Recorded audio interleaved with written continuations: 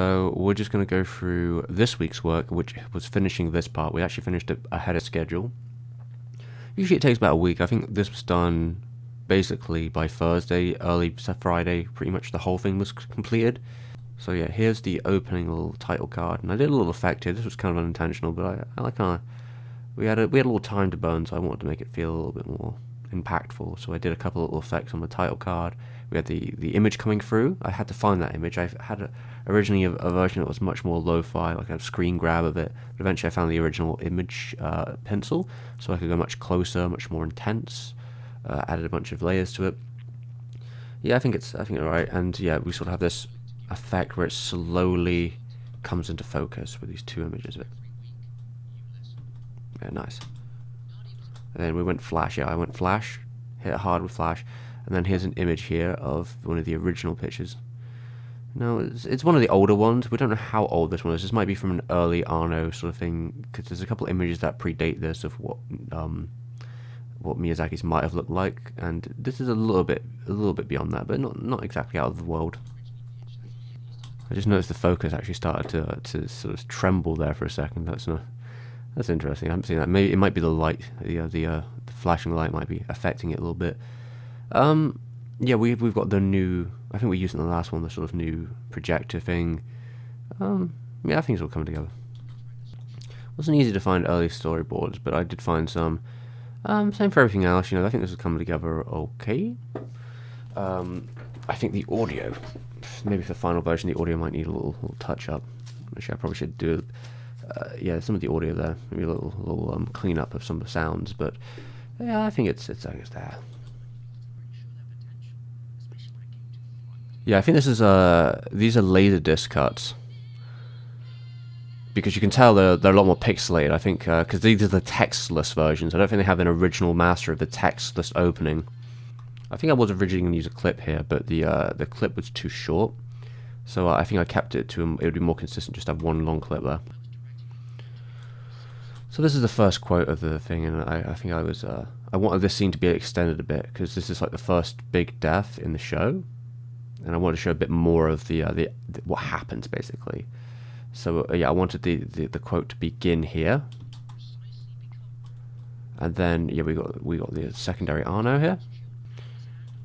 Yeah, I used a couple more clips in that as well, specifically because I'm not a huge fan of that Anno. I think I've said it before. So there's a lot more like throwing some clips, and also it doesn't seem like Nadia has any copy protection. From what I can tell, there's very little copy protection for Nadia, so it was actually a lot easier to use clips. I never had to worry about it. So far, I don't think I've had any troubles with any of these individual clips. It's all been the music. But I've had the longest clips for Nadia, which means it could come to bite me later, but that will be a problem for later. So yeah, this is one thing where like I would have liked this clip to even be longer. It's a very particular scene. I wanted the scene, but I was kind of cutting it. I think I got this to like 18 seconds, and I was like, that's probably pushing it to begin with to have a scene that long. But I wanted to make them feel the sting, and I had to sub it, which I hate doing. Yeah, I had a couple of other body language bits that I lowered the volume actually a bit for myself. Yeah, I had a couple others, but I just thought this is a pretty nice and subtle one. But yeah, there's a lot of like sad Nadia in the show that's like kind of conveyed in quite a well way. Yeah, that's like the final cut of the show. It's such a good like match cut, because it was such a smart idea from an editing perspective. That's how they end the show, with like they just like tied it directly into the ED with the sort of like flying machine they were running after. The sort of just such a smooth transition. To be fair, I should have got Gil to like this is my problem, I guess. I should have paraphrased some of the names, because they're very long. I could have just had it said Nadia and paraphrased it, but what am I going to do?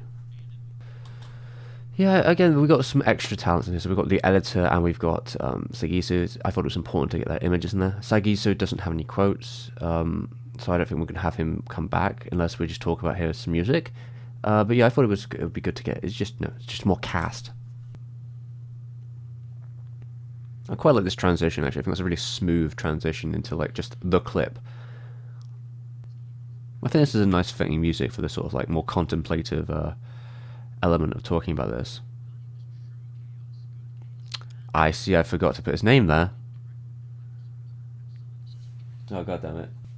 Yeah, we unfortunately lost some footage here as well. We seem to have more audio here. Like sometimes you can tell that the audio tone changes a little bit because the way I did my scripting unfortunately didn't work very well. I was trying to create a live action scripting document, but we missed a couple like key sections. There's like two sections, about 2 minutes of stuff in this, give or take, in this version that was supposed to be in live action, but it just wasn't. So I had to re-record it later, and I didn't want to re-record it on film because it would be so much a pain in the ass to sort of match it. So in the end, I just did voiceover and tried to figure out how to fill in the gaps. There is some very funny stuff in the island arc, even though it's like quite frustrating because it is literally like 4 hours and 20 minutes of bollocks. Though some of it's quite funny and entertaining.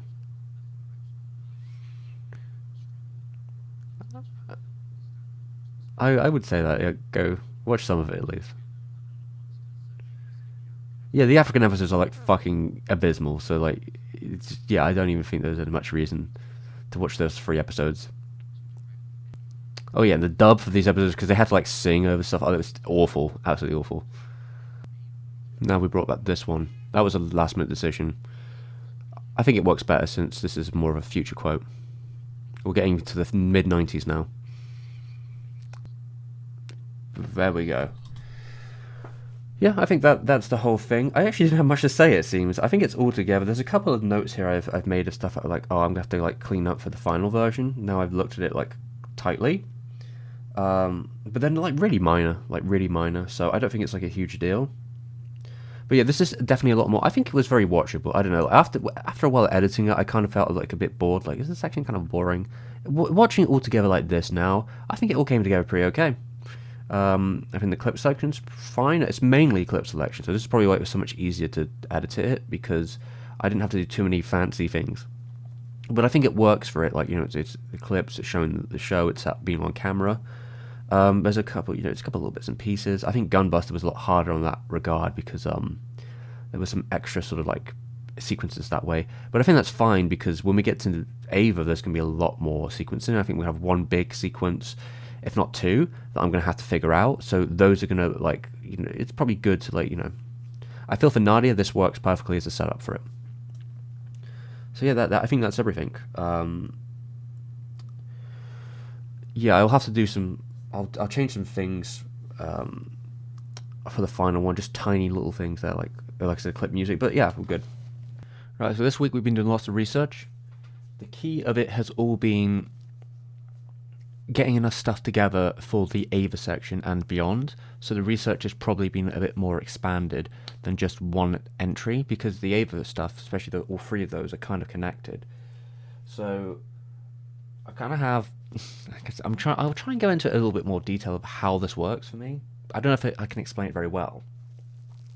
So research, I have this as my notepad. I'd use this when I'm watching the show, so I'd keep specific notes, or when I'm doing, when I'm watching stuff for interviews or documentaries, I make my notes in here, so it's all condensed in the sort of more research notes sort of area. Usually in this case, I would have done like my research first. So in the case of Ava, there's a lot of like archives of where research can be. I found translators who work on that sort of stuff as well. So I had a good pile of them. And if we were to go, say for example, maybe I'll switch over. So here you can see I organize the notes. So this is going through the thing. It's a bit messy at times, but from here we kind of see all the documents in order of when I've used them. It's a lot easier when going back and looking for different things. But when you get to Ava, so that's about here, I guess past 68, we've got a very loose collection here of things like Twitter posts. Ihoba has been quite useful because of the translations he did. There's some stuff on Twitter otherwise. There's a commentary on Ghibli doing episode 11. Then I try and keep them connected in little sections. So like I'll bring out all the quotes I think are relevant to the video. I'll go through the document like this, and then I'll put all the quotes in the document that I think will be worth putting in the video or might go in the video. And I'll copy and paste them and like different pieces of information where that's from. Yeah, and it will go down. Like eventually I'll have to organize this, and we'll start putting them in order of where they are in the script, and eventually they'll be numbered as well. So that will make it a little easier for me to follow everything. And because usually for me the backbone of the script will be quotes. depending on how much I use, but even just using them as pieces of like information, like as reference. And there's gonna be a lot here, so we go through all those there. I guess it felt better to do a lot of the research first, because then I can reference it when I'm watching the show. I can be like, oh, okay, this point can be here. This is where this is gonna go. That's kind of how I felt about it. I'd put down notes of like, yeah, I know this piece of research here. We should mention it with this scene, which is useful about keeping notes about time codes and such. Now after that comes sort of the next section, which is usually like roughly writing things. Now, yesterday I was very lucky that the weather's got a little better, so I can start working outside, and I seem to work a lot better when I'm out in the garden, if I'm honest. That's kind of my perspective on it. I'm trying to get back to writing on paper a lot more. I think it's just better for me mentally to be away from noise, if I can be. It's not always ideal, but I do have this document here. So this document, eventually it'll probably become a digital script, but this is this loose, garbled mess of things is the, like, section here, like, there's a sort of very rough move through, like a rough structure, you could say. It's a complete mess. I can kind of read it, I kind of constructed it, and I've been filling it out in the pages afterwards. And eventually we might have a script there, and what I usually do, instead of writing out the quote in whole, I'll just kind of reference a quote, be like, it's this quote, and then a little later I can find exactly the name of the article or something, and I'll put it next to it. So that way I don't have to, like, verbatim, I know I have the quote somewhere else, don't have to rewrite them out in distance, but eventually they'll all come together. Or like, if I know, like, okay, what am I referencing here, so I'll look back to my document again and find the exact thing, or if I know, like, okay, I need a reference here, I'll note it down. Because to me, there's a difficult position about wanting to write but also reference at the same time, because referencing afterwards can be a real nightmare. So I try and find a good balance between those two, knowing kind of what I'm referencing, even if I don't have the exact name, and leaving a little mark like, this needs a reference, it's probably going to be from here, and hopefully it will already be in my document because I've done the research, or a good portion of it. And things could adapt and change, I guess, when we get to the digital version. There might be more stuff to add depending on how it goes. I might have a new section to go over. Like, currently, looking through the sections we have, there's this one's kind of a lot more based on, like, events. So, like, I know there's going to be sort of like we'll start kind of a loose kind of, like, skit, I guess would be the term, which is around one of the old references of Bandai. It's not Bandai. It basically, a toy company rejected Ava. Like, one of the producers' first comments on it is that a toy company rejected Ava specifically because of the shape of the Avas being unmarketable. The legs are too thin. So that's going to be like a kind of reference to start with. Like, we kind of build up the story. Because at the end of the day, this is kind of like building a story, right? So we kind of build up the story that, like, yeah, toy companies wouldn't go with them. The Anno didn't want it. It was kind of looking at a more niche product, kind of like a mecha thing. There's sort of an idea of it talking to otaku and sort of commentating on what makes them happy. And there's sort of, like, I guess you could say, like, a somewhat critical edge to, like, otaku escapism to some degree. Like, that's still there even at the beginning in some degree, but it was going to be a slightly more traditional show. You see it at the beginning, it's like 6 episodes, they have a rough layout, and then things start changing.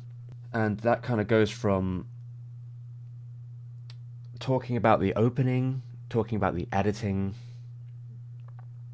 talking about, yeah, the mindset of where Anno is. It's kind of like we're moving a thread between these lines. Realistically, Nadia was on NHK, public broadcaster, prime time slot, probably not going to get much more popular than that, right? So with Ava being in TV Tokyo, I have to look up exactly how big the market is for TV Tokyo as well. It was all like, it's had a pretty, like, evening slot on, like, TV Tokyo. It could be considered prime time, but it was just there. Considering the structure of it being more mecha as well, like, mecha shows don't tend to get the biggest, like, group of people, especially compared to, like, alright, Nadia's more of a family feel. There's that kind of context.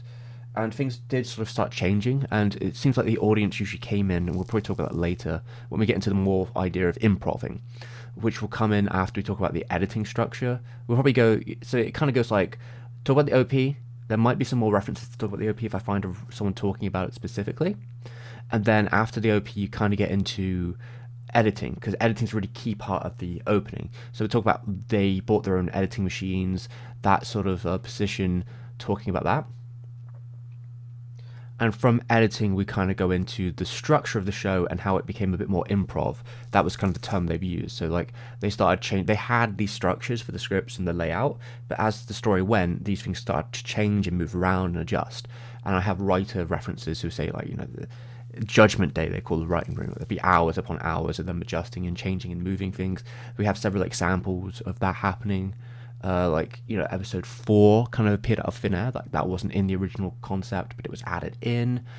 Stuff like later on, episode 16, I believe, they sort of changed the format of how they would talk to the Ava. Even before then, they were probably going to get into stuff like having studios come in. So talking about Ghibli, that's like a little fun story there. That's like a fun intercept story about how they kind of, it was a little tense on the line. They were late producing it. They were down the road, and then we have to get into IG because production IG then changed the story a little bit. Like one of the members like creates little concepts for that episode. It's kind of unique in that it's about like a virus opposed to like fighting a traditional. There's no mecha fights in it, even though they got IG to do it. So there's definitely a different format there. And then 14 really you start to see the true change in the structure of the show, because 14. We'll probably talk about that's when the editing really comes into key, and you have like the first half is recap, and the second half we get into more existential stuff, and then that from there you'll probably talk about like the psychological aspects. So talking about Anno going into like psychology, getting his books from his friend, that sort of becomes more of a focus, and then from there probably going into characters. Maybe also talking about like it's starting to gain a little traction, people are starting to pay attention to it now. It's changing a little bit, starting to gain a little bit of there's a little more interest in it. And then when you get to characters, specifically talking about probably Shinji, and I have a whole section written about Shinji, and that goes into a kind of sort of another kind of editing expedition I have in it, which is about more like Western perspectives, or kind of, I guess you could say, toxic perspectives. There's a big mentality about Shinji being like a wimp. He's not a man, and then you kind of use that as a jumping off point. I mean, one, because it's kind of like it's a lot. Like there's a lot of people who did it. It still kind of happens today, and it kind of comes from a very toxic perspective about what they should be. Looking at it like this person isn't fulfilling the fantasy the way I want them to. He's not doing the power fantasy thing. But then realizing that that's not really where the show is going. Like, no one comes to Ava specifically for a super robot show. And I think one of the terms I had here, and I don't know if I'll keep it, it's kind of like, you're expecting Power Rangers, but you're getting like the Persian Gulf War. Like these are children soldiers who are not mentally there. And then from there I can kind of I might show it beforehand, after, I don't know, but there are some Japanese quotes I have from a TV sort of special, where like you see Japanese people and they're kind of mentioning like what they see in Shinji is kind of like very reflected on them. There's kind of that perspective. We might get that first, like this, oh yeah, I kind of see myself in Shinji at that age, and then reverse that with how this was taken in there. Perhaps that's not the whole picture, but then that also comes into a conversation because someone referenced it to me. There's this thing called like Michael Bay's Ava. Terrible video, to be honest. Terrible animation, just like really grotesque. I can't really quite pick up if it's supposed to be satire or not.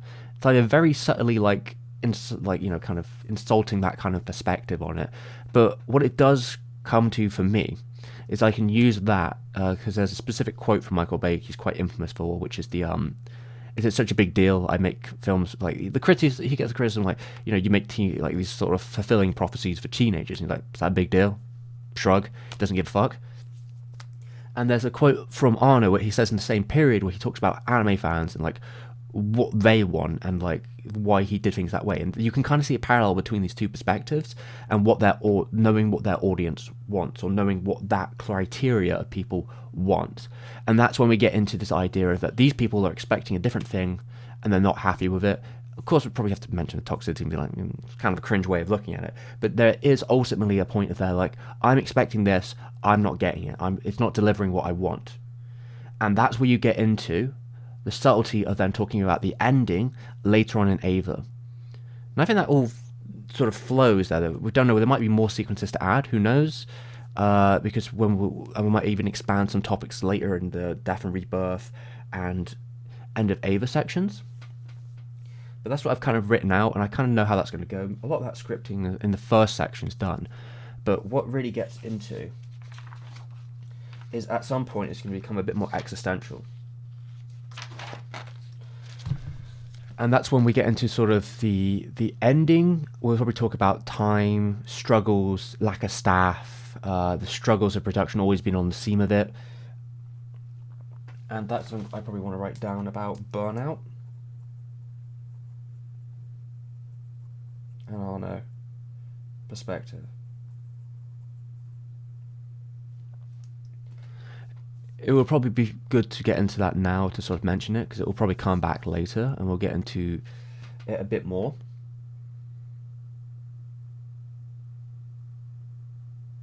But yeah, it seems like over 10% watched the finale of Eva. This is like during the mid-90s, so this is kind of a big deal. Like, there's a lot of percentage of people in Japan. We're talking millions of people watching it. The sales for it from 97 are insane. Like, they'd already sold like 2.5 million copies of the show in like any form. They had sold 3 million like CDs. There's a lot of things going on there.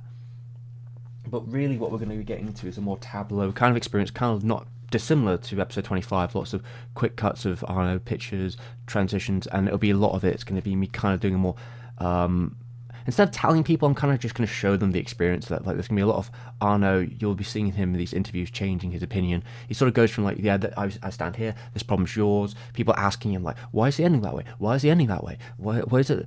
And then there's this response to it, like the hate you're getting online, the people reacting like this, people getting like that. And I'm going to need to watch I think the documentary they released on NHK kind of mentions it too. It goes into a bit more detail from like Anno talking about it in retrospect. But yeah, this sort of stage play structure, and from there we're going to transition into kind of a more animation section. Now I've been thinking about this, and it might happen where this sequence, this Ava sequence, is probably I might release it as a preview on my channel, because again this video is taking very long. So I feel like this section is going to be particularly. I feel like I really like how this section's going, and I think it would be a good section to advertise the rest of the video, and we'll see if I do it. I don't know. I'm thinking about it. But, like, this section probably, I'm going to assume it'd be 10, maybe 15 minutes. I don't know. I would like it to be that sort of length, somewhere towards, like, 15 minutes. That would make it feel to me more appropriate. Maybe the longest section we've had so far individually. But it depends, because, like, you could also mention the end of Ava and other sections that could also, like, they were kind of one section, but there's, like, a hard cut on this one that I kind of like. So it might be good as a preview. But yeah, we're kind of going from the broken state of mentally. We're sort of going down the list. Maybe things get a bit more weird. There's going to be cracks in the animation. So the first situation is, if Anno is a figure, he cracks through the ice, and sort of like the depression falls in. He's in the ice. He's submerged in that period of time. There's a quote, I think, from Miyazaki at this time period. And eventually he comes up to the shore. He's on the shore. I have a couple of images here. There's something I'd like to do. It's a bit more of an avant-garde animation sort of situation. But down here, there's these two shots here, specifically, maybe these shots as well. But this sort of volcanic island idea, this sort of idea of taking the emotions in a more existential way, getting a bit weird with it, having this figure here, which is kind of like a representation of the more corporate side of business that he has to deal with. And that's kind of a direction of him having to make a deal with them to continue, to keep going. Like, there's the merchandising side of it, like that. There's a huge amount of merchandising goes, and that's kind of like the reality of the business.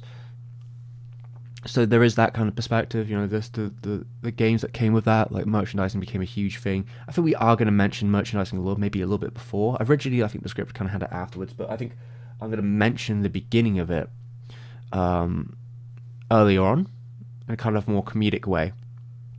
This idea of, I did order something. God, I don't know if it's going to come there. Fucking hell, it's really annoying. I'd ordered something in the mail. I think it might have got lost.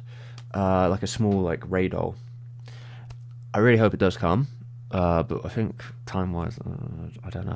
It's really hard to say, like, with the mail system. Like, it could have just got lost. If it does, it's really annoying. Hopefully I can get my money back. And I'll see if I can get another one, maybe. But yeah, it's annoying. Yeah, it's annoying. But yeah, the idea, I think I wanted to see if I could get it to rotate.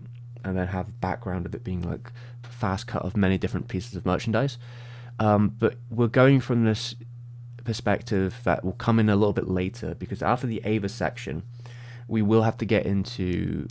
Ooh, I don't know if it's. I probably after we do, maybe after his and her circumstances, that's when we'll actually start having to mention the next section, which is about the tax evasion thing, the just like the mismanagement of Gynax, and we'll kind of see this little spark happening where Arnold's kind of preparing to leave, I guess, in a way. He stops working in their animation department, starts doing his own thing, and he's kind of still working at Gynax, but eventually, 2007, he eventually leaves, and I think building up the reasons why, because we're going to get into it again later with the lawsuits, so that's kind of a structure we're going through. Yeah, and there are more pieces of how the story's going to connect, because end of Ava we can kind of get more into some things about response. We can get into more about the exact numbers of how popular it is, the sort of mania, and just the lines and streets. We might talk a bit more about the perspective on burnout that Anno has from Eclipse specifically, which then might get into a conversation about depression in general, and creativity. But yeah, there's a lot of little things there. The remaking of episode 25 they seem to be unhappy with. Sort of bitterness that it gets to an ending and why that could be. There's an Oshi quote I think it's quite fun for it. Looking at the making of Ava stuff, I think there's this conversation we had here about that structure. I think it all comes together quite nicely. Yeah, the way I'm seeing it. So that's probably that's how it be. The issue sometimes with having the scripts or trying to show the scripts is that, yeah, I do kind of think of them in a visual sense. So there are a lot of sections where, like, this is a montage. This is how this scene is going to go. Like, we have, like in this one, we have the ending of it being kind of a more narrative thing than it is strictly, like, animation-wise. And I guess that might make it harder for people to follow. I don't really care. I think experientially, like, mate, if you're coming to me to talk about Ava and like that in itself is also relies a lot on interpretation, I think you can. The information's there. The research is there. It's fine. Looking through this week has been another week of writing and researching, and I think we've got through quite a bit because I've kind of went through Karikano, Love and Pop, and Ritual. Now, Ritual isn't fully written yet. I'm still refining that. But the other two are pretty together, and, all the research around them especially. I kind of wrote a lot of outside. For me, really, that's the best place. So I wrote a lot of it in the book, and I would go out there and I'd write it. I'd kind of get the research done first, or I'd have it on my phone so I can, like, look at where my quotes would go. And I sort of wrote it in bits and pieces, and I'd type it back up on the computer at some point, and then I'd like cross it back, so I'd bring it back outside or whatever, and I'd sort of like read through it and like check its grammatical sense and all that sort of thing. That's kind of how it went. I think most of it's okay. I think the problem for me comes a little bit with pacing when we start talking about the actual movies and such, because we've just got through a giant Ava piece, and the Ava piece seems to me pretty together. Yeah, it's all good. And going from such a large piece and knowing I'm going to jump into sort of these smaller components, I think it's better to keep them quite bite-sized. So there's a little concern with me about how much I go into the film and what I want to talk about with the film. And I'm trying to keep that a little bit more focused. I don't know, I don't really feel this is a place for a huge analysis of each of these positions. I'm trying to keep it in relation to the director and trying to express how those films differ from each other, or like where the direction they were going. Like, I do need to rewrite a little bit of the Karikano stuff, because I think I thought that came after the last production. So I need to rewrite sort of the context, because you can kind of see the live action is seeping into it. But that makes more sense that he's already directed one live action feature, so it's kind of like already bleeding into his anime stuff. No, I did write a lot, so I'm trying to think of how to kind of get into it. I believe, roughly, the longest one of the three is Karikano.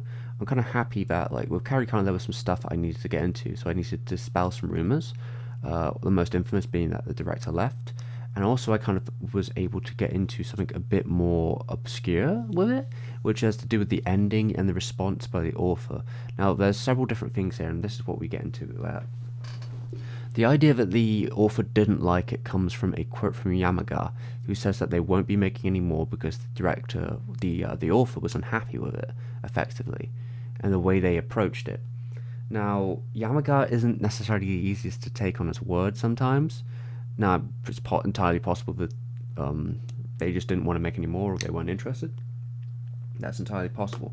But it gets kind of contradicted by the author herself when she talks about the work, though it is many years later, to be fair, but she kind of came to the conclusion that she had a very wide berth with the group, gave them carte blanche, to be quote, so it gave them complete freedom to do as they may with the production, because she knew responsibly that it would never be her production, so it doesn't really matter. She gave them the freedom to do it because she knew ultimately, to her, someone who doesn't really care about cartoons, it was about getting the story out to more people and being able to do that through an anime form, and it seemed to work because Kerry Kano post the anime had some pretty high numbers here and there sale wise, and at the time of 2011 she seemed to be happy that her ultimate response with is that she was satisfied it got more people to see the show. Now, in relation to where it becomes a problem, I think, is the last episode, because some people look at the last episode and go, well, what the hell happened there? If you haven't seen any context from the show, you won't really understand, because, for one, Kerry Kano just ends. There's no finale, there's not even like anime original sort of like completion, so you kind of assume that they were thinking like, oh, okay, maybe we got more in the future, maybe we got an OVA here or something, because the ending they have is it just stops. And it's a little frustrating in a way, because the whole arc they're getting around is about this culture festival, and you don't even get to see them finish the culture festival. So it's kind of like And the other thing about the final episode is it's not really animated. There's like a lot of it which isn't animated, and the rumors that got around the time is that the mangaka, it might be because the mangaka was unhappy with the production. She didn't. And maybe in their response they basically just put the manga on the screen. But no, looking at the numbers, at least from what I can see, is that it looks to be like a time problem. We already knew the production was struggling time-wise. They cancelled episode 24, which was an Imaishi sort of exclusive idea. What you see is... It came kind of like a recap episode, if I remember right. But yeah, what you see is episode 26... seems to be just really struggling with production, but also not helped with is if you look at the issue timeline of the manga. Now, the manga had released... Well, it releases monthly. So there was about 33 or 34 issues of the manga at the time, and all of them were adapted into the television show. Despite there being several recaps and one anime original episode, which was the episode beforehand. Episode 25 is an anime original. I don't believe it's in the manga as far as I understand. It was kind of like it's a spin-off story. So yeah, there's like 2.5 episodes of recap filler in the show. Probably some of that because of really struggling with production. When does Anno not struggle with production? The way they were doing it too, where like they were doing audio first at times, like a very rough form of that, where they would have these like rough layouts and sort of drawings and they'd have basically the roughs. A lot of the work would be done there on the screen, but then they'd retool it around the voice actors, and then probably the sound effects too, because the sound effects really play into the voice work in Kerry Kano, and that's where the whole first debacle with Anno leaving and not leaving and coming back sort of started. But yeah, really getting into it effectively, if you look at the timeline, and at least the timeline I've seen, the estimation I have is that the final issue of the manga, which they were adapting, came out 2 days beforehand. And obviously they probably could have got some scans a little earlier than that. Maybe not finished scans, but they could have probably got some stuff from the author maybe a week or two in advance, depending on how far in the story, because that final episode adapts 2. So the first half would have, they would have had all that to work with. And there are some scenes in the first half of the episode which are animated, some are not. And some of it also isn't done by the voice actors, which makes me feel like, oh, are they still doing that anime first thing? Because if that was the case, It's definitely possible they just didn't even record those scenes because they knew they didn't have any animation to show them, they didn't have time, so they didn't do it in that process. So that's why they're just kind of like, a lot of the manga scenes are just they're overdubbed by a narrator, and then it's just text on the screen, which would assume to me that they were still using that original process that was putting them back behind to begin with. And yeah, it just kind of ends on the end of that issue, with one of the characters coming to the conclusion that they like this girl. It just stops, and we never got anything else OVA wise. I mean, effectively is just the most devious trailer for the manga ever in that way, because if you want to figure out at the very least what happened in this position of the story, just to see the culture festival, yeah, at the time, well, your only option would be to buy it. So yeah, that was kind of how it went. And if they wanted to do more in a large scale format, it would have taken all years, right? Because it's a monthly manga. They would have taken another 2 years, maybe 3 years, depending on how much content they wanted to have, before they could even think about doing it. And I don't know if Yamaga really wanted to say it, but realistically, Anno wasn't going to be directing it. Like, he's not directing TV anime anymore. He never comes back to TV anime. It's rare that he even comes back to anime. I mean, I think there's one example of him returning to anime in that period, kind of, which was he was like the overview director of the 3 OVA episodes of Re Cutie Honey. But like, those are very episode director-led projects, where I think Anno takes a more general precision of just being supervisionary with it. I feel like he kind of trusts Imaishi and Masayuki and the Toei director to sort of do their thing, and then it's just Ava after that. It's just his own productions, independently financed outside of that industry. So yeah, I mean, if I guess you could consider Maki, or like his protege, who made Fooly Cooly, to direct it, but because he was originally going to be the director, but he goes with Anno. He's Anno's like guy. So if you lose Anno, and you know that Anno's not particularly happy with the company, as he was at the time, though I don't recall exactly when the interview took place. It was early 2000s for sure, so I don't know if they really were reading the room that far ahead, but yeah, Yamaga's a bit of a weird one when it comes to that sort of stuff. I mean, I ran out of space on my small notepad. I might have to buy more small notepads, because I'm now taking both notes and research in here while also writing in here, and to me it makes more sense just to leave this writing, because I can cross-reference then. So you have your research little notes there if you need them. I have my other quotes and research on my phone, and this all together. Yeah, for me, really, yeah, getting away from distractions is really key. I think this week I'm pretty tired, and I'm recording this late, so I can basically not do much of anything tomorrow. Besides, I guess I might have to edit these, but it'll probably just be streaming and updating people. But yeah, I don't know if there's much more to say besides things are coming along. I'm doing the best I can. I probably will try and write at least a good. I don't know when I'm going to start recording again, if I'm honest, because I haven't ordered a lot of the documents since the Ava section. Like, they're all in the sections, but they need to be like numeratized and moved around and all that sort of thing.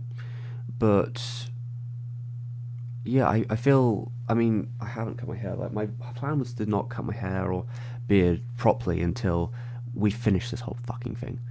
That was how I looked at it. Looking at writing right now, I feel like it's probably a good idea to get some chunk of the rebuild section of the script done before I start doing it again. But I did want to do one section that I might release as a sort of a trailer to this whole thing, which would be the first Ava part. And I feel like that's going to happen. I'm going to release it just to sort of get more interest and maybe get some. There is one thing I would like, if I got more patience behind it to work on, would be importing a Japanese Blu-ray of Karikano new, so I can get the booklet from it, scan the booklet in, and then get it translated, so I can bring out the mysteries of the Karikano Blu-ray 2018 booklet or 2019 booklet to the world but that would be very pricey. Like, you know, $150 maybe. I think the Blu-rays go for. They're rare. They were probably already expensive when they first came out. But yeah, I think at some point soon I'm going to have to, at the very least, start just recording the live action segments, even if I don't do anything else, just because I can't, for my hair's sake. Yeah, but yeah, I think for at least the next, I guess in the next week or two, I'll still be writing, which I don't know if it's very exciting to talk about, but I'm trying to. It's hard for me to get into the real perspective of how much I give away and the section I suppose I should be getting into. I'm trying to get through a more broad sense of where I am. But yeah, I think doing up the Ava section will probably come soon. At the very least, recording maybe in the next week or two. I think we will at least be recording some of the script I've already done, like the live action parts at least. Just because I can't record all that live action at once, so it may be a case where I record the Ava live action and then shut down the camera, record the end of Ava live action, and then if I want to keep going, record the next section. I mean, they're much smaller after that, so maybe I do at least. That is a question. I had to figure out how much I actually have to cover in those periods, but three of them, three live action sections. I just need to know how many words it is, because if I finish writing, you know, I suppose if I could do, oh, it's confusing to me.